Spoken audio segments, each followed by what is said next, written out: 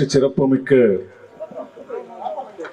அறிமுகம் செய்வதற்கும் அதை குறித்த ஒரு திறனாய்வை நடத்துவதற்கும் ஏற்பாடு செய்திருக்கக்கூடிய தம்ம சிந்தனையாளர் பேரவையை நான் வணங்கி மகிழ்கிறேன். மேடையிலே வீற்றிருக்கக்கூடிய நூல் ஆசிரியரும் தமிழ் இலக்கியத்தில் பெரும் கலகங்களை உருவாக்கிய அன்பிற்குரிய தோழர் மதிவண்ணன் அவர்களையும், பார்வையாளர் அரங்கில் உலகளவில் தமிழை முன்னோக்கி தன்னுடைய படைப்புகளால் சாதித்து காட்டிக் கொண்டிருக்கக்கூடிய என்னுடைய அன்பிற்குரிய எழுத்தாளர் சோபா சக்தி அவர்கள் இருக்கிறார்கள். நான் பெரிதும் மதிக்கக்கூடிய ஐயா தாமா பிரகாஷ் அவர்கள் இருக்கிறார்கள். பல்வேறு விமர்சனங்களை தொடர்ந்து எழுதி கொண்டிருக்கக்கூடிய பேராசிரியர் வெற்றி சங்கமித்ரா அவர்கள் இருக்கிறார்கள். சுரேஷ் அவர்கள் இருக்கிறார்கள். இன்னும் இருக்கக்கூடிய பல்வேறு இயக்க தோழர்களையும் நான் வணங்குகிறேன். நண்பர்களே, நூலை குறித்த ஒரு விரிவான உரையை நிகழ்த்த வேண்டும் என்ற பேராவலோடுதான் திருவண்ணாமலையில் நான் என்னுடைய பாதங்களை பதித்தேன்.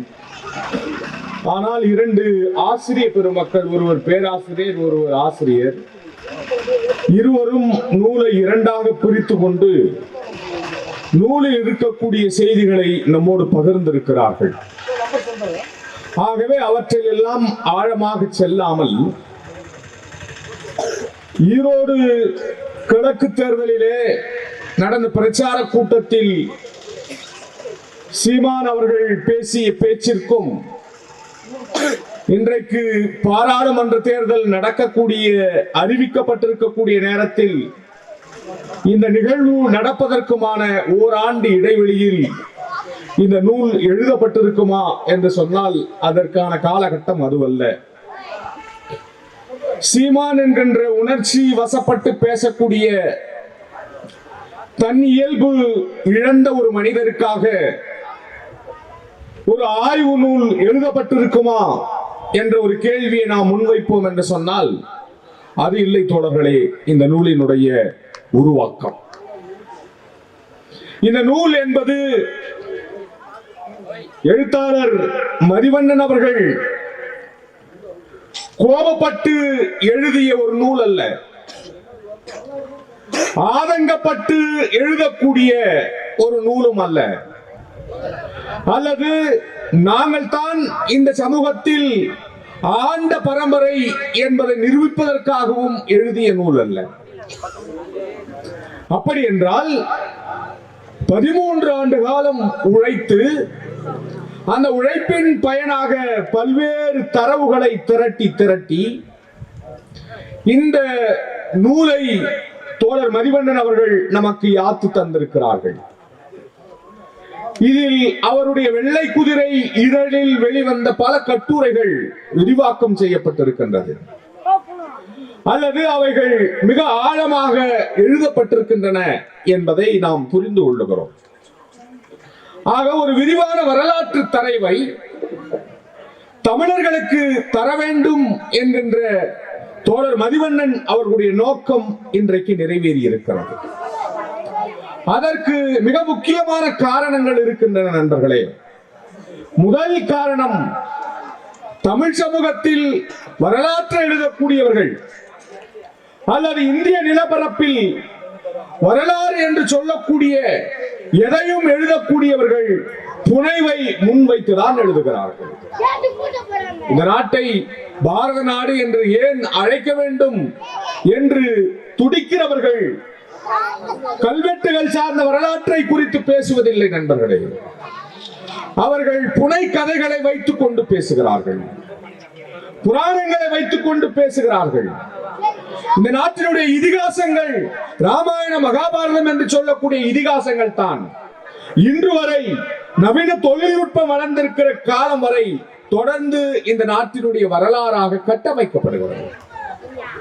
அப்ப எழுதப்படுகின்ற வரலாறுகள் எல்லாம் புனைவுகளையும் கட்டுக்கதைகளையும் கற்பனை பாத்திரங்களையும் முன்வைத்து எழுதப்படக்கூடிய வரலாறுகளாக இருக்கக்கூடிய சூழலில் உழைக்கும் மக்களுடைய வரலாற்றை, மனிதர்களுடைய வரலாற்றை, தான் வாழ்கிற காலத்தில் இந்த மண் வேண்டும் என்பதற்காக கேரண்டியை கொடுக்கக்கூடிய மோடிகள் இங்கே வந்து கொண்டிருக்கிறார்கள்.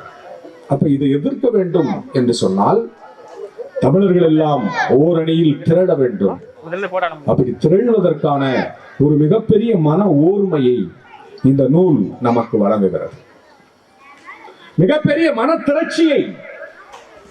நான் இவர்களோடு அந்நியமாகி இவர்களுக்காக வேலை செய்வேன், இவர்களினுடைய தலைமையின் கீழே எங்களால் வேலை செய்ய முடியும் என்கின்ற ஒரு மிகப்பெரிய மன விசாரத்தை இந்த நூல் எனக்கு தந்திருக்கிறது. அதுதான் இந்த நூலினுடைய மிக முக்கியமான செய்தி. இந்த நூல்ல ஒரு விஷயத்தை தோழர் மதிவண்ணன் அவர்கள் மேலாக்காக குறிப்பிட்டிருப்பார்கள். ஆனால் நான் 2 ஆண்டுகள் ஒரு நிறுவனத்தில் திட்ட இயக்குனராக வேலை செய்தேன். அதுல ஒருவர் எப்பொழுது பேசினாலும் ஒன்றை சொல்வார், அடுக்கப்பட்ட மூட்டைகளிலேயே அடிமூட்டைகளாக இருப்பது நாங்கள் தான் என்று சொல்வார். இந்த அடிமூட்டையை கொஞ்சம் அசைத்து விட்டோம் என்று சொன்னால் மேல இருக்கிற எல்லா மூட்டைகளும் கீழே விழுந்து விடும். அப்ப மூட்டை என்ற அளவில் இந்த மக்களை நினைக்கக்கூடியவர்களை மாற்றி அவர்கள் இந்த மண்ணின் மைந்தர்கள் என்ற அளவில் இன்றைக்கு மிகப்பெரிய ஒரு சிறந்த வரலாற்று நூலை நமக்கு மதிவண்ணன் அவர்கள் சாத்தியமாக்கி தந்திருக்கிறார்கள்.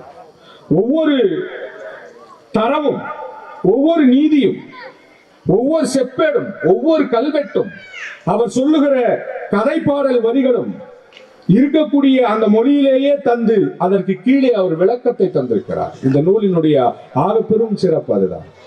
ஆக கல்வெட்டை வாசிக்கக்கூடியவர்கள், செப்பேடுகளை வாசிக்கக்கூடியவர்கள் மட்டும் படிக்கக்கூடிய நூலாக இல்லாமல் யார் வேண்டுமானாலும் இந்த நூலை படிக்கலாம், ஒரு உண்மையை உணர்ந்து கொள்ளலாம், உங்களுடைய உள்ளத்தை அகலமாக்கிக் கொள்ளலாம். அப்படி அகலமாக்குகிற பொழுது இன்றைக்கு இருக்கக்கூடிய வெறுப்பு அரசியலுக்கு எதிராக, இந்த வெறுப்பு அரசியலை எதிர்த்து, பிரிவினைவாத அரசியலை எதிர்த்து இந்த நாட்டை பாதுகாக்க வேண்டும் என்று சொன்னால் எல்லோரும் சனாதனத்துக்கு எதிரான ஒற்றை படையாய் திகழ்வது என்பதுதான் அடிப்படை கருத்தாக இருக்க முடியும். அந்த கருத்தை இந்த நூல் நமக்கு வலியுறுத்துகிறது. அப்படி வலியுறுத்திய தோழர் மதிவண்ணன் அவர்கள் ஒரு மிகச்சிறந்த படைப்பாளி. அவருடைய கவிதை நூல்கள் ஆக சிறந்த கவிதை நூல்கள் தமிழ்ல. அவருடைய கவிதை, நீ கொண்டு வந்த ரோஜா பூவையும் நான் வைத்திருக்கும் பன்றியையும் எப்படி ஒரே இடத்தில் வைத்துக் கொண்டு நான் வாழ முடியும் என்று கேட்கிற அந்த கவிதை இருக்கிறது, இந்த சமூகத்தினுடைய எல்லா கேள்விகளையும் ஒருங்கிணைத்த ஒரு கேள்வி. இப்படி நிறைய விஷயங்களை மதிவண்ணன் குறித்தும் அவருடைய எழுத்தாளுமை குறித்தும் நாம் பேசலாம். ஆனால் அவருடைய இயக்க பணிகளுக்காக, அவருடைய கள ஆய்வுகளுக்காக அவருக்கு மிகச்சிறந்த ஒரு நூல் கிடைத்து, அந்த நூல் இன்றைக்கு தமிழ்நாடு முழுக்க, அவர் ஒன்று சொன்னார், இதை யாராலும் மறுக்க முடியாது. இந்த நூல்ல இருக்கக்கூடிய எந்த தரவையும் யாராலும் மறுக்க முடியாது. இது ஒரு மறுக்க முடியாத உண்மை. இந்த நூலுக்கு பிறகு சீமான் போன்றவர்கள் பேசுவதை நிறுத்திவிட்டார்கள். அதான் ரொம்ப முக்கியமான இந்த நூலினுடைய பயன். சக்கிலியர்களை வந்தேரிகள் என்று சொல்லக்கூடிய அந்த வார்த்தையை நிறுத்திவிட்டார்கள். அப்படி என்றால் நாம் இன்று அல்லது இதற்கு மேல் எங்கே செல்ல வேண்டும் என்ற கேள்வியோடு தோழர் மதிவண்ணன் அவர்களை வாழ்த்தி நான் மகிழ்கிறேன். வாருங்கள் மதிவண்ணன் அவர்களே, உங்களுடைய மதியும் உங்களுடைய வண்ணமும் தலித் விடுதலைக்கும் தமிழர்களுடைய விடுதலைக்கும் அணி சேர்க்கும் என்பதனை மிகுந்த மகிழ்ச்சியோடு கூறி இந்த வாய்ப்புக்கு தம்ம சிந்தனையாளர் பேரவைக்கு நன்றி பகர்கிறேன். நன்றி, வணக்கம்.